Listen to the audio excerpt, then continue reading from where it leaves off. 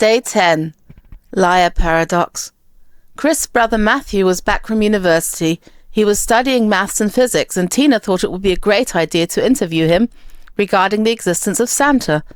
So, after sitting at his feet in his room, they listened. Matthew took a piece of paper and wrote 2 sentences on it. Firstly, everything in this list is false. Secondly, Santa exists. He claimed that he could logically demonstrate the existence of Santa with these 2 sentences. The first statement can either be true or false, right? He started. So let's start with case 1. If in this sentence everything in this list is false were true, that would mean everything on the list were false, which would then again mean that the first sentence was true. But that is clearly nonsense. A statement cannot be both false and true. So the only option is that statement 1 is false.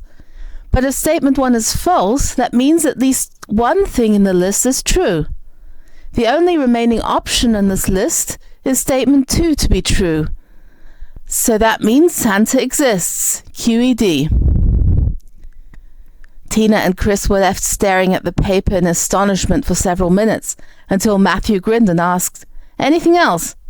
Otherwise, shoo, I have other things to do." So Tina and Chris trooped out of his room. Chris was grinning. "You see, Tina, my brother always comes up with such logical proofs for everything. You see, it's only logical that Santa exists." Tina frowned. Chris, I can't quite put my finger on it. At the moment, it does sound logical, and I can't identify what is wrong about it, but somehow it just doesn't feel right. Doesn't that go against intuition and common sense? Chris chuckled. "I loved how now you're challenging logic and suggest we follow our instincts and intuition," he teased. Tina grimaced. Okay, I understand that in the past I've been too focused on logic only. But take a moment to consider it, won't you? Chris thought for a moment, and his self-satisfied smile faded a little bit. "Well," he stated, "I guess one question if it is valid to prove a statement solely within its own framework is a possibility.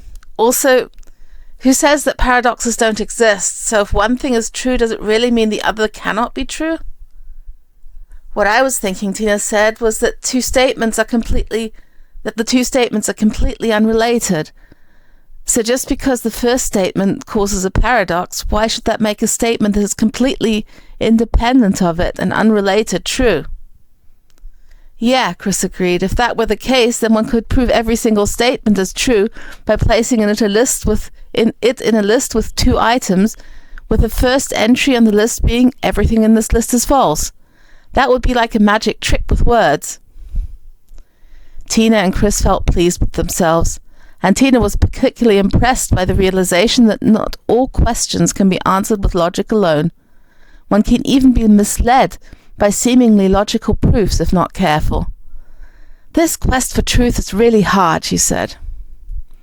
The liar paradox is a self-referential paradox that arises from a statement that refers to itself in a way that creates a logical contradiction.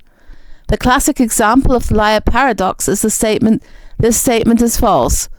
If the statement is true, then what it says must be the case, which means it is false. However, if the statement is false, then it accurately describes itself as false, which means it must be true. This creates a logical contradiction, as the statement cannot consistently be either true or false. The liar paradox is a well-known problem in philosophy and logic, and it highlights the challenges and limitations of self-reference within logical systems. Various approaches such as paraconsistence logic, diatheism, and semantic solutions have been proposed to address or work around the issue raised by the liar paradox.